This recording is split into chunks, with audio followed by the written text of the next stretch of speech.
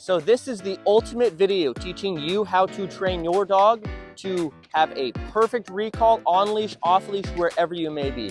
Having a recall is so important if you ever let your dog off leash anywhere, because your dog can have a distraction, see something he or she wants to go get, and put him or herself in a very dangerous situation. So it is so important that you stay through to the end to see how we can train a dog to have a perfect recall.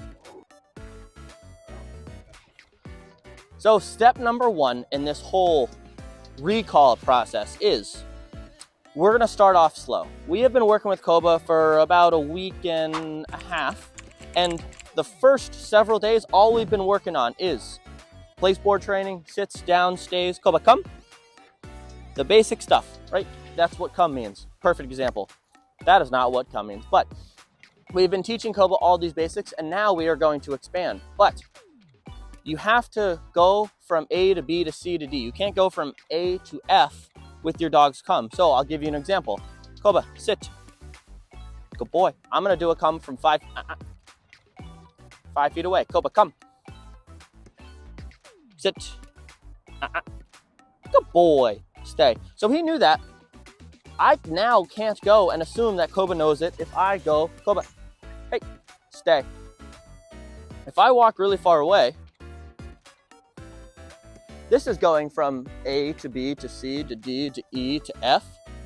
Koba, come.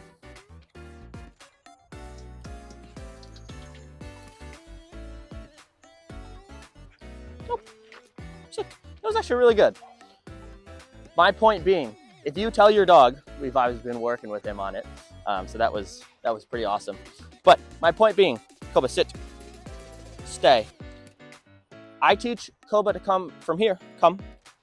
All the way, come. Good boy, stay. Step number 2, I teach Koba to come. Koba, come. From here, stay. Number 3, I go a little bit further. Koba, come. Hey. Yes, good boy.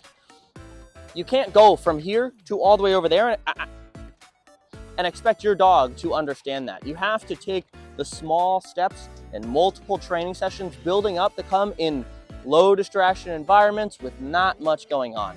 That is so important. All right, so the next thing we are going to be working on is accountability. Holding your dog accountable for exactly what they do and what they don't do and how they respond. There has to be consequences for a dog ignoring you, and there are also consequences for a dog listening to you. It's a good consequence, right?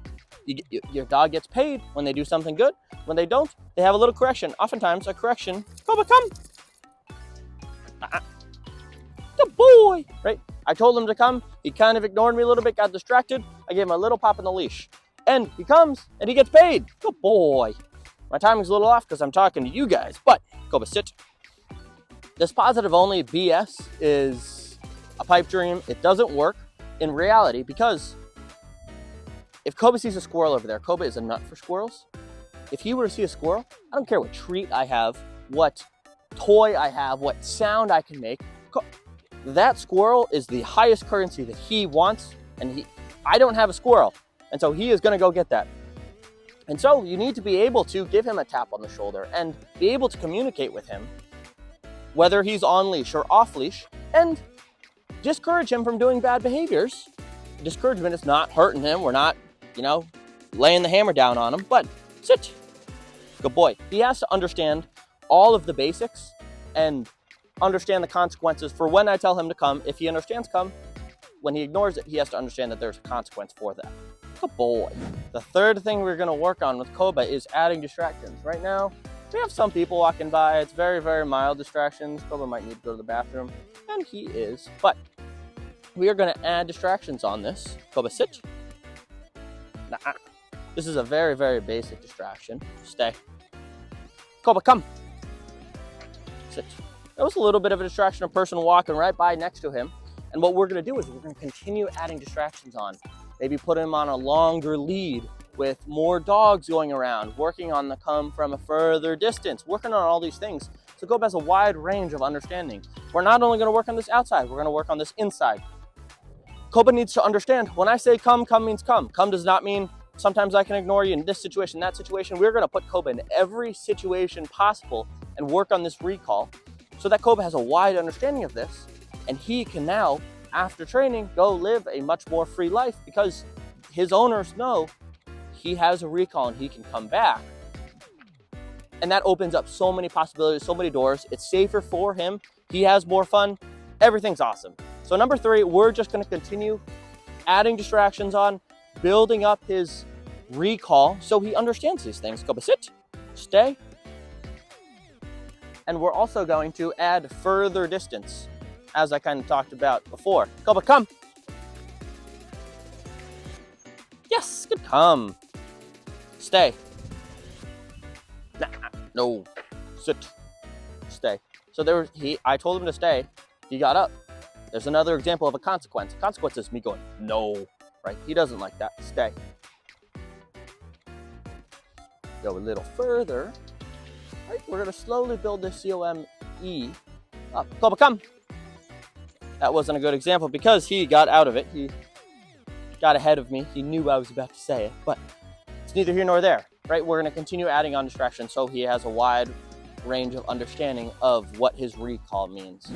Okay, so the last step, it's more of a tier. This is a big section that we're going to cover in just a couple minutes.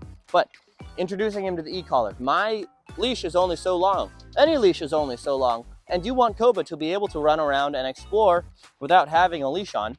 So that's why we introduce him to a virtual leash. When Koba's distracted, an example of what we do with the e-collar, kind of in layman's terms with this, is come.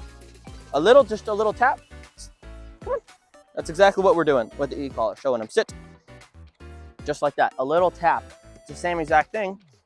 We've already introduced him to the e-collar in different environments with the sits, the downs, the stays, the everything.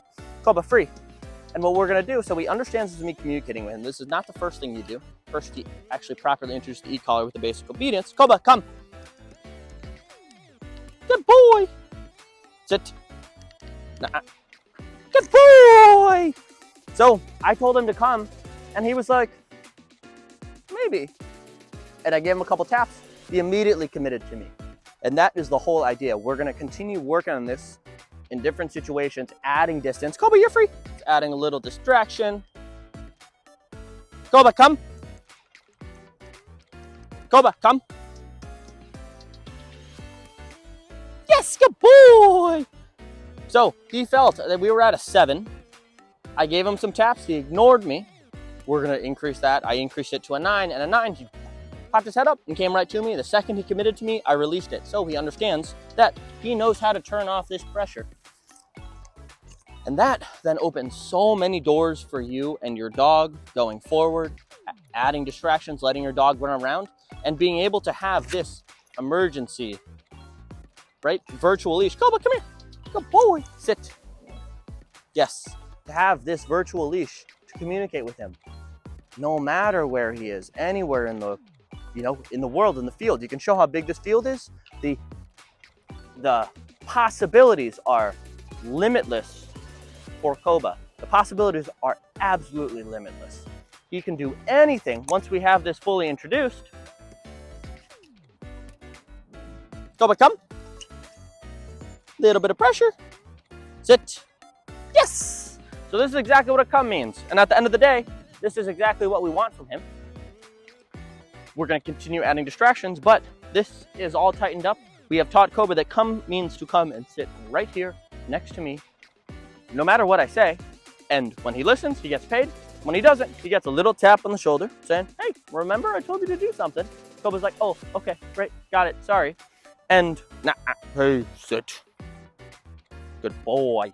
We're going to continue adding these things on so he has a lot more freedom in his life after training, and it is so much safer for him, right? He doesn't have the opportunity to go run into the street and get hit by a car because we can always call him back. We can always call him off of that if he understands that this is us communicating with him. So this is a much bigger chapter than that. That was just barely scratching the surface on it. But if you like videos like this, make sure you like and subscribe. I'll be posting all the time on YouTube, and we will see you in the next one. Thanks for tuning in.